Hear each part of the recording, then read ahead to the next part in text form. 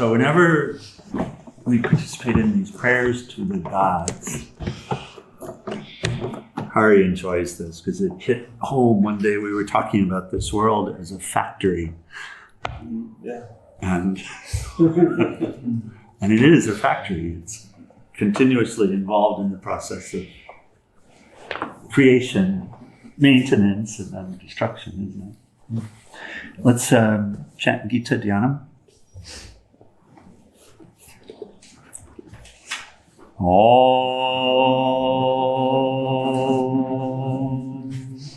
O Bhagavad Gita, by which Arjuna was illumined by Lord Krishna himself, and which was composed of 18 chapters within the Mahabharata by the ancient sage Vyasa.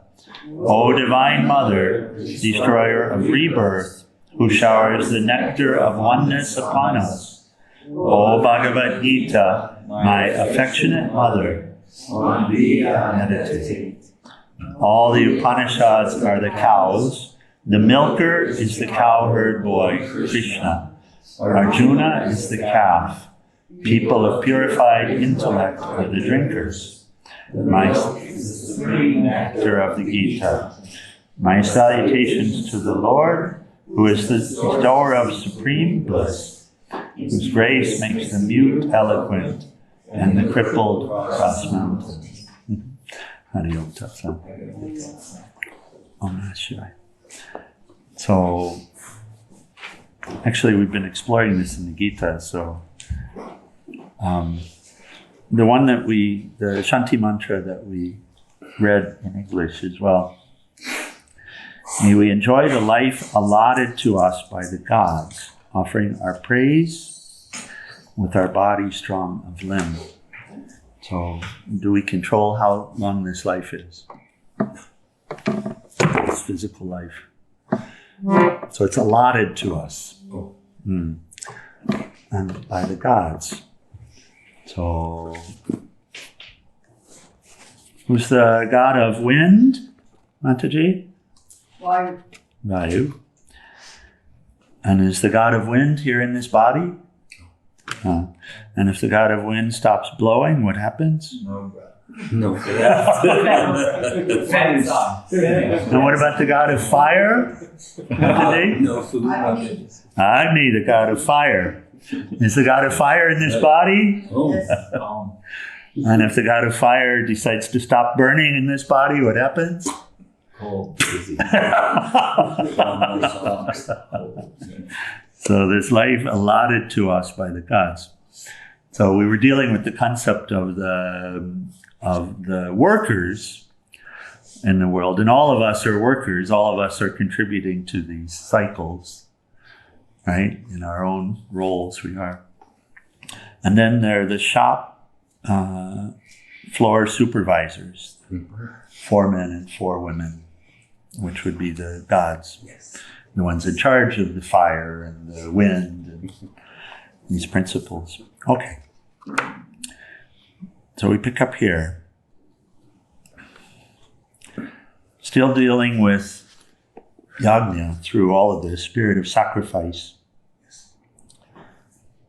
And we've just talked about the various forms of sacrifice. And then, and this was the last, we had read 30. Others who restrict their diets offer the additional vitality of such austerity as their sacrifice. All these yogis, so referring to all, this was a long discussion, right? So we'd started at 25, different types of sacrifice. And this didn't name all of them, it was just some of them. All these yogis are purified by the yajnas, which utterly destroy their sins.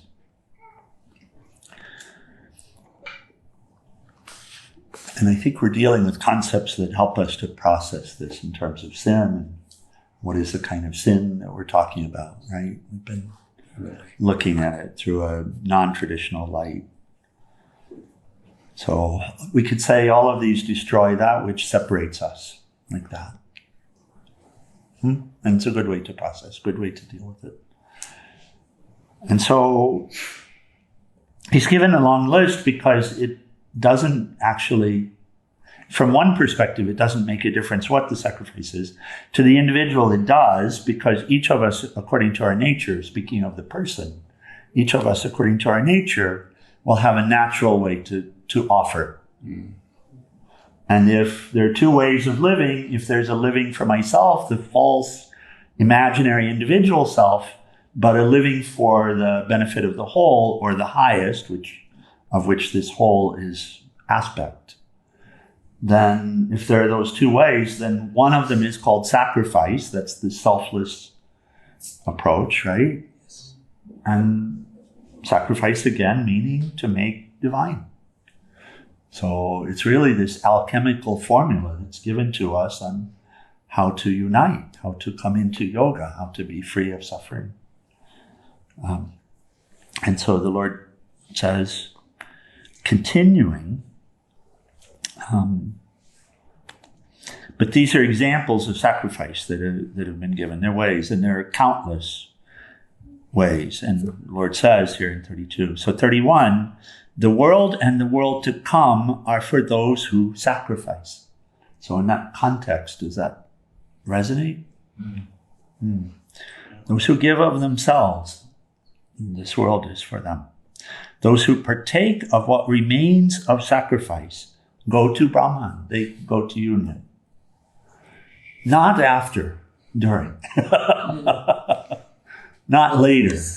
Not later. It sounds like context of later.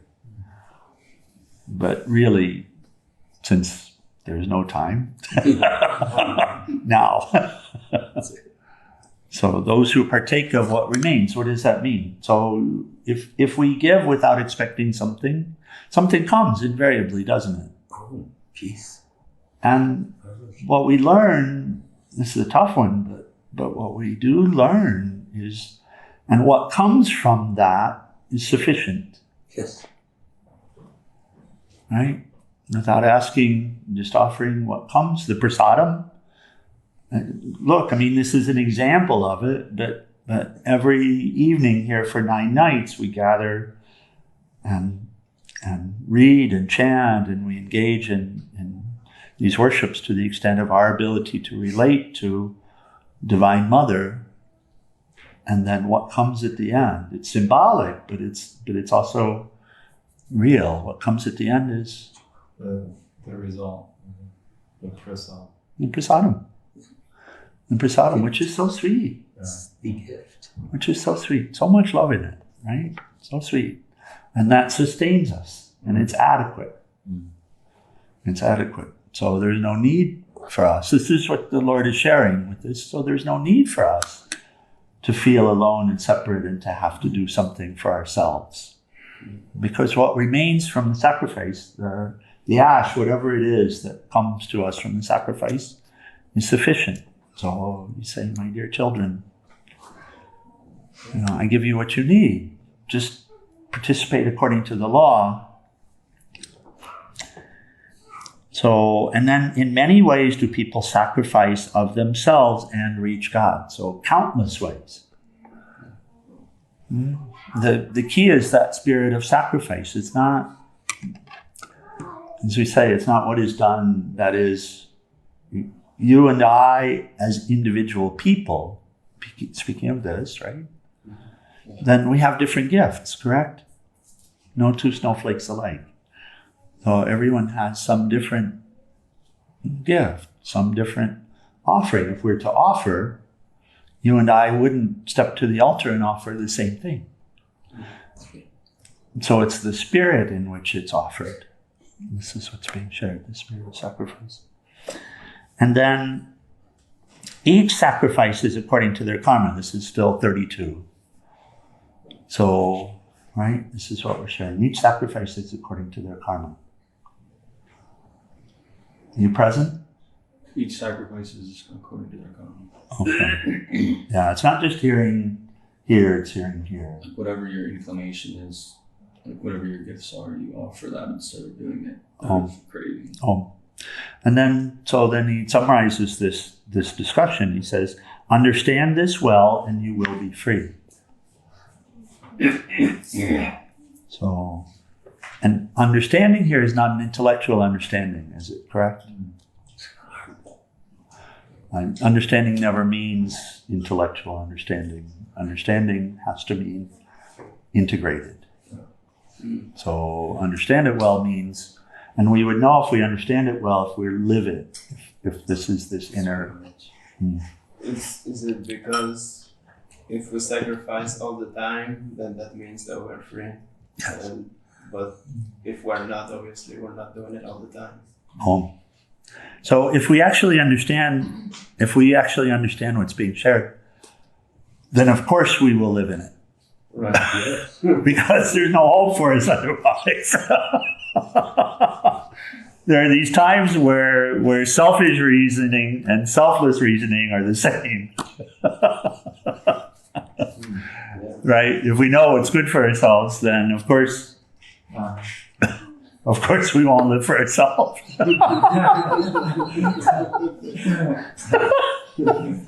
Irony of ironies. It's true harmony. It's funny how they come together.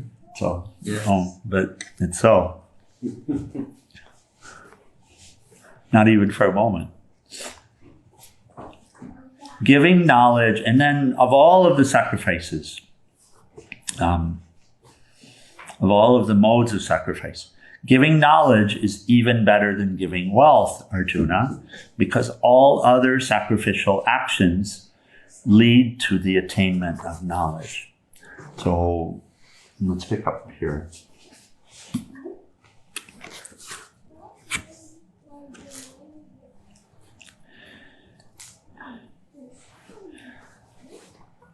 Here it's translated as, superior is wisdom sacrifice to the sacrifice with objects. All actions in their entirety, O Arjuna, culminate in knowledge. I think we get that all actions culminate in knowledge. Because as long as we're acting, we're learning, right? The lessons can be very painful, but still we're learning while we're acting. So, generally speaking, for us in this age, it's the way that we learn that the stove really is hot. We engage and we suffer, we engage and we suffer, and then so it's knowledge that's to be attained. Knowledge is the highest, but knowledge is only gained through experience. So he says here, Swami Venkatesananda, the sacrifices given here in the Gita are only examples. They indicate the essence of the art of life. The spirit of sacrifice or unselfishness. It is not an ideal known as unselfishness, but the direct realization that there is no self independent of the totality.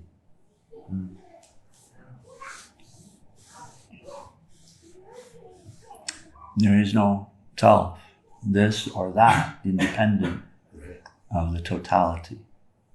This is what really breeds the spirit of yajna. It's not just an ideal of unselfishness, it's knowledge.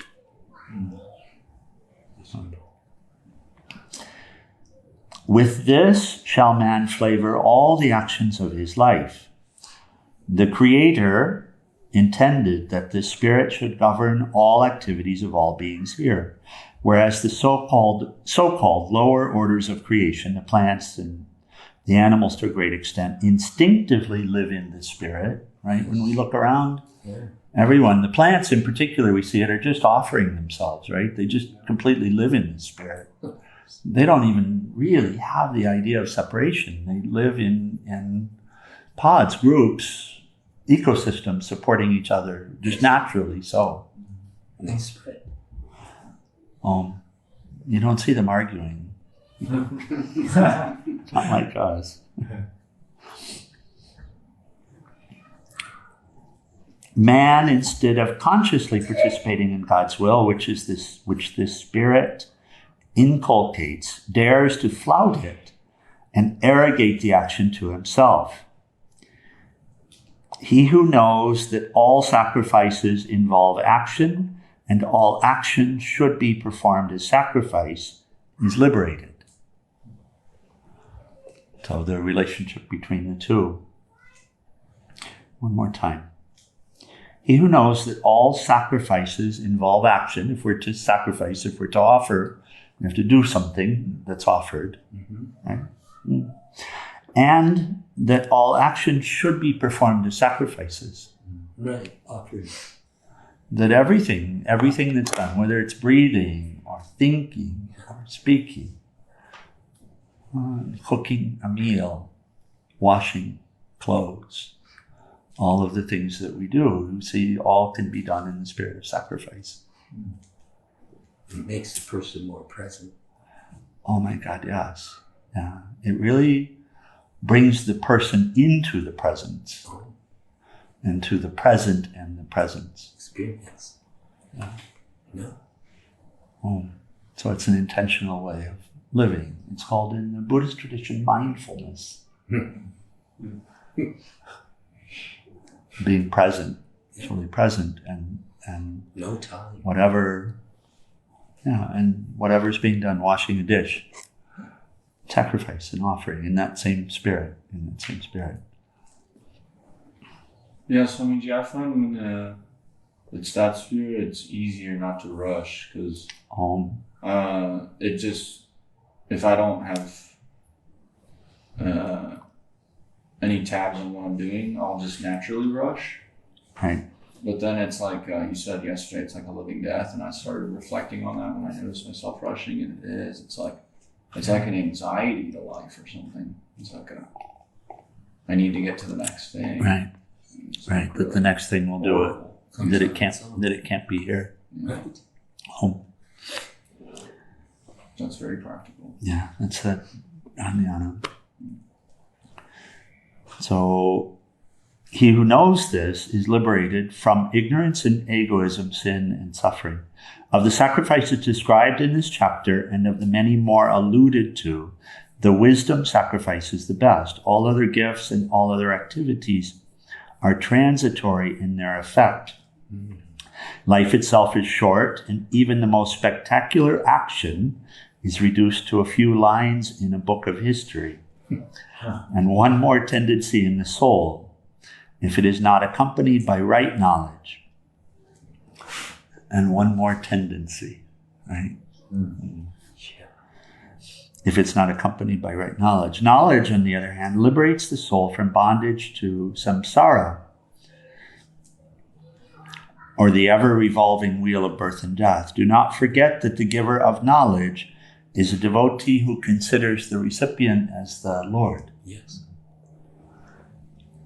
So it's not, sharing of knowledge is not educating the stupid people who don't know, because they don't exist. Right. Sure. So it's a sharing. Of the spirit. You know, in the essay on life, Swami Shivananda speaks of everything here as being God in the process of evolution, Yes. in the process of waking up. Little individual particles of God in the process of waking up, but nothing other than this. And so the sharing of wisdom, sharing of knowledge, as we begin to imbibe in it, is a participatory way of life. Yeah. Without anger, without judgment, without a feeling that someone or something is wrong, but recognizing what lies at the heart of the matter and what lies at the heart of every person, regardless of the role that they're playing, regardless of whether they're the policeman or the poor soul that's being beaten by the policeman, regardless of which situation, then the core of it is the same one, divine. And the need of the hour for both of these forms is recognition of their own self. And recognition of their own self is the cure, regardless of the role that's being played. So in this approach, in this way, as we begin to imbibe, is knowledge shared, is knowledge wanting to be shared. Because both the policeman and the person being beaten are in their evolutionary state, and that's what's supposed to happen at that time. There's no separate self. That's a play. What you're looking at is a play. What's underlying it is the soul. Yeah. But there's also an element of delusion there, which is causing suffering. The causes, they're both Separate. There's an element of delusion, ajnana, avidya, which is causing suffering. Correct. It's not the act that's causing the suffering. It's the delusion that's causing the suffering. Of the soul.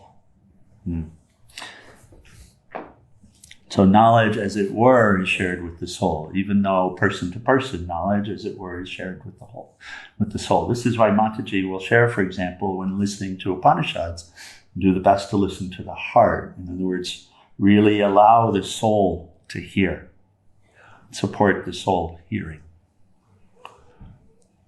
because it's that soul that is that feeling that we have of being desirous of freedom is a soul nature. That's not a mental quality. That's why Swami Shivananda would say the desire for liberation is not a personal desire, because that's actually the soul nature asserting through this person, as it were. Shining through. Shining through. If the soul is like Sakshi, then how could it act? Wouldn't the desire be an act? As if. It doesn't act. So like, It doesn't act. how is it not a mental It is quality? even the delusion is as if. The soul is ever free. And the soul is ever one. There's only Paramatma. And there's only Brahman. There's not an individual soul. Right. But what you were saying, it sounded like a mental quality, but then you said it's not a mental quality. I'm just trying to figure out a question. You can't figure it out. Listen with the heart. Yeah. Step back from that. Yeah. Step back from that precipice. Don't jump just now. Open yourself up to it. I have a question. Oh dear. If the soul is ever free, why are there timelines still affecting the personality? Time doesn't even exist in the soul. It only exists in the person. So The personality is affected. that's what I'm trying to understand the correlation. You cannot understand it very well. And I'm not saying ignore it. I'm saying listen and keep listening and keep listening and do the best to. So we'll give you an example, a what if to work with. Maybe it'll be helpful. The sun is up, or is the sun not up right now? So 12 hours from now, will the sun be up or not? How do you know that the sun is up or not? Someone tells me. The logic of the earth. What tells you that the sun is up? So the Evolutionary relative. Sorry, who said? What did you say? five senses. You can. No, not everybody. Sorry, Hari was saying. I'm saying the five senses. The senses, okay. And what's being sensed? The view that you see the sun. You're seeing what? You're seeing light. Yes. The eyes are seeing light, yeah? Okay. Very good. Is that light the ball in the sky? No. No, Product of. it's not. It's an attribute of it. Right? It's an attribute. You call it a ray. Yes? So the rays of the sun. And the rays of the sun are many, correct? Yeah. And Nika, you were going to add something as well. Okay. The rays of the sun actually are infinite, aren't they? Oh. They're light, heat, infrared, visible light, non-visible light, all of these, right? They've been categorized by science.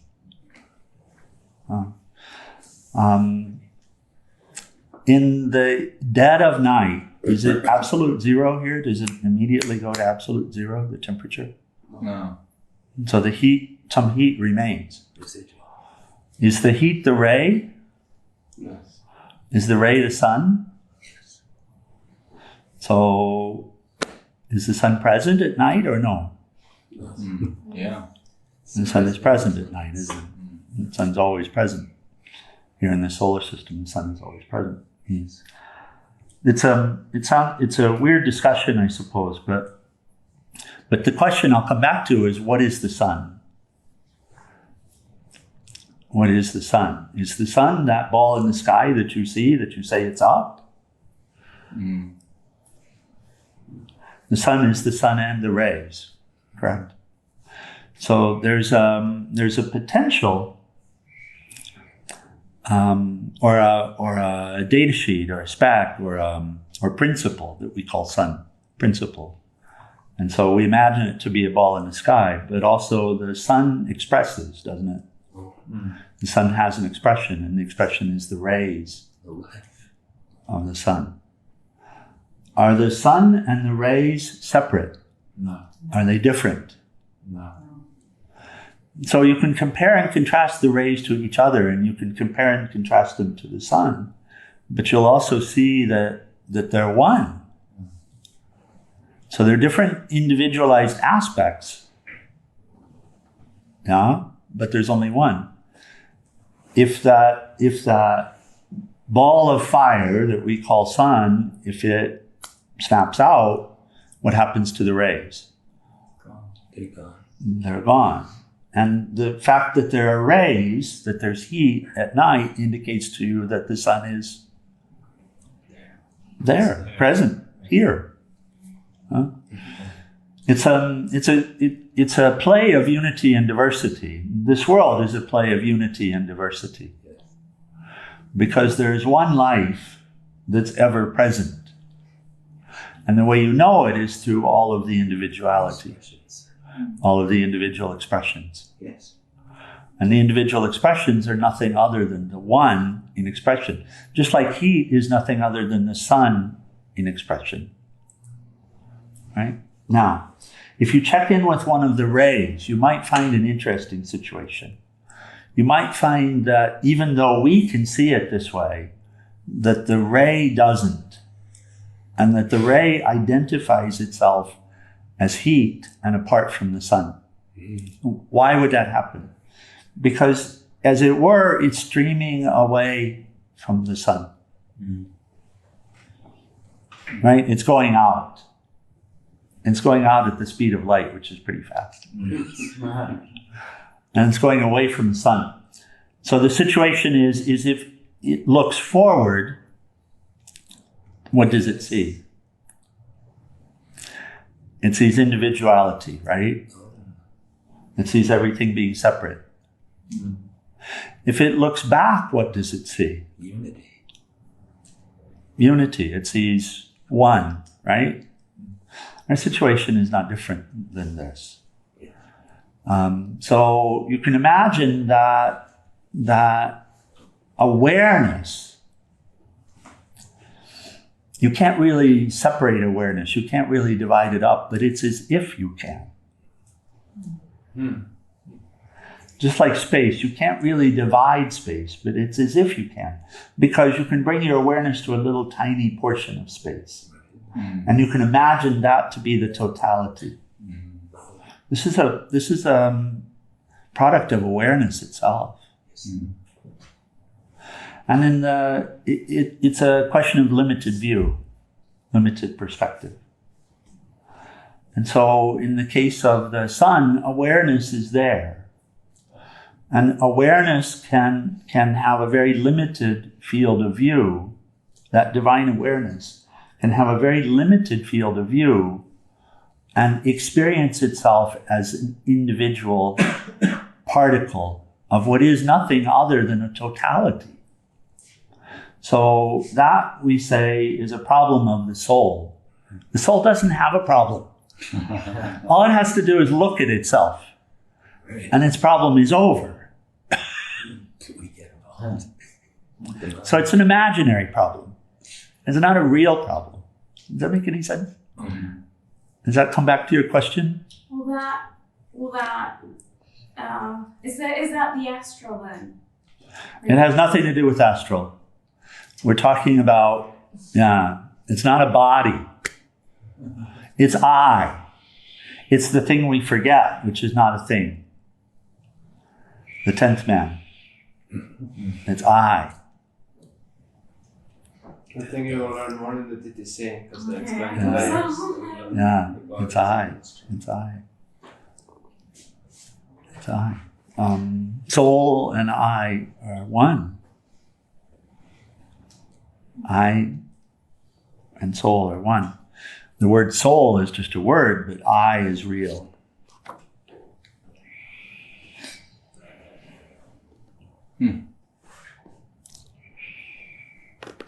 For self-knowledge is the goal of actions themselves, learning oneself, learning the nature of oneself. So that little particle of sun is really not separate. Does that make sense? It's not separate.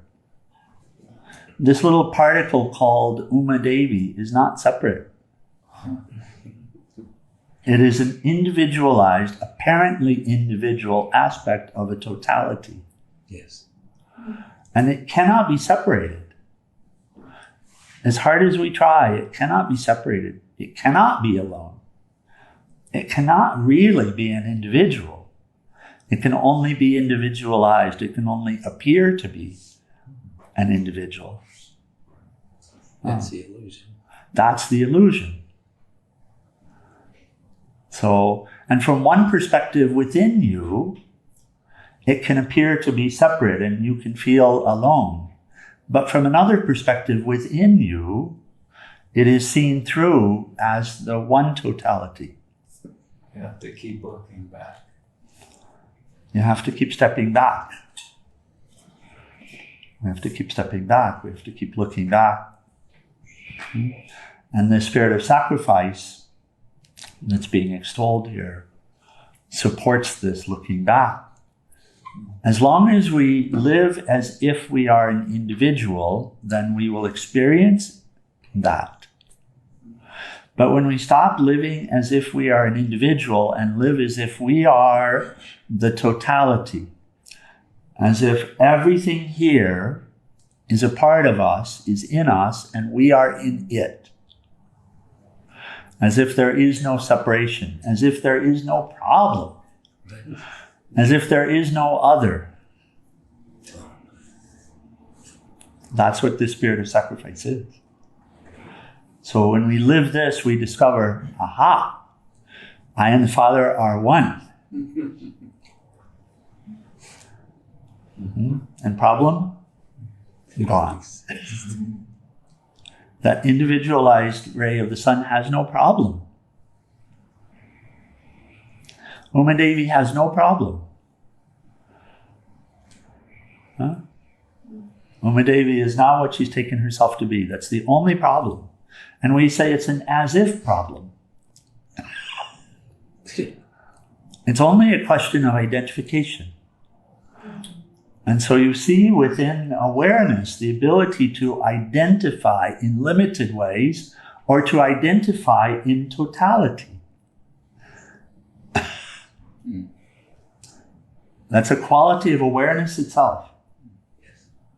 The ability to come into the micro and identify at the micro level, or the ability to back away and have the broad perspective and see itself as the totality, the same awareness. Yeah. And it's, these are just words attempting to describe something that has to be experienced, and it's experienced by stepping back. And the spirit of sacrifice is about stepping back. Right? No longer taking yourself to be an individual. Stepping back. Taking yourself to be. It's a different way of living. Yes? Mm-hmm. We give first. And then we take the ash that's remaining. And in doing so, we're able to discover, because we're stepping back, right? We're stepping back. No, I don't need anything. It's fine. I don't need anything. And at first we might say it. Just say it. But if we're able to do it, something happens, Something opens, which supports the continued stepping back in the continued opening. The only difference here is the angle of view. Here there's no identification as individual. Here there still is. That's the only difference.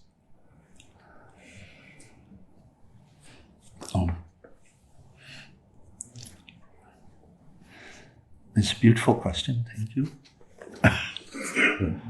These questions that come, that we raise them. In fact, I'll read the next shloka, but we'll come back to it. Let's see, today's Thursday. We'll come back to it tomorrow morning. Know that knowledge. So Lord Krishna has just said it's knowledge that's needed, right? Mm-hmm. Yeah. And I get it. This question of, but isn't knowledge only in the intellect? Not a good answer to the question. This is a good answer to the question. This next one is a good answer to the question. Know that knowledge by prostration, by question, and by service. And it's revealed. And then the answer reveals itself. Yes. Know that knowledge by prostration. And we'll come back and I'll share a little story from Swami Premananda that he shared with us about prostration to a bunch of Westerners who would never want to prostrate. Know that knowledge by prostration, by question, and by service. The wise who have realized the truth will instruct thee in it. So, okay, we'll come back to that in the morning. Let's close with final prayer and arati. Page. I keep wanting to say page 80. It's still a tendency here. 174.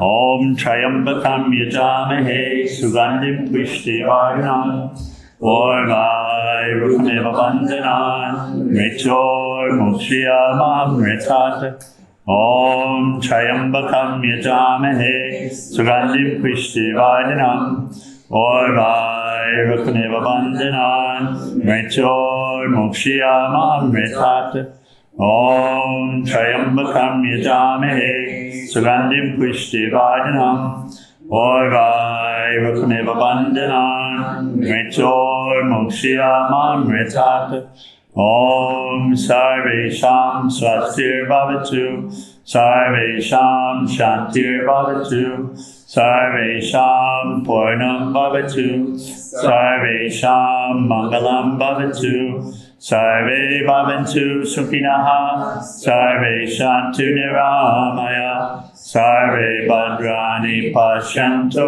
Makashi Dukhabhag Bhave Asato Ma Satgamaya Tamaso Ma Jyotirgamaya Mrityor Ma Mritam Gamaya Om Purnamida Purnamidam Purnamudashate Purnasya Purnamadaya Purnameva Vasishate Om Shanti Shanti Shanti. O adorable Lord of mercy and love, salutations and prostrations unto thee. Thou art omnipresent, omnipotent, and omniscient. Thou art Satchidananda. Thou art existence, knowledge, and bliss absolute. Thou art the indweller of all beings. Grant us an understanding heart, equal vision, balanced mind, faith, devotion, and wisdom. Grant us inner spiritual strength to resist temptation and to control the mind. Free us from egoism, lust, anger, greed, hatred, and jealousy. Fill our hearts with divine virtues. Let us behold thee in all these names and forms. Let us serve thee in all these names and forms. Let us ever remember thee. Let us ever sing thy glories. Let thy name be ever on our lips. Let us abide in thee forever and ever. On below Satguru Shivananda Maharaj Ki, Jai. and salutations to all the saints and sages of all traditions. Jai.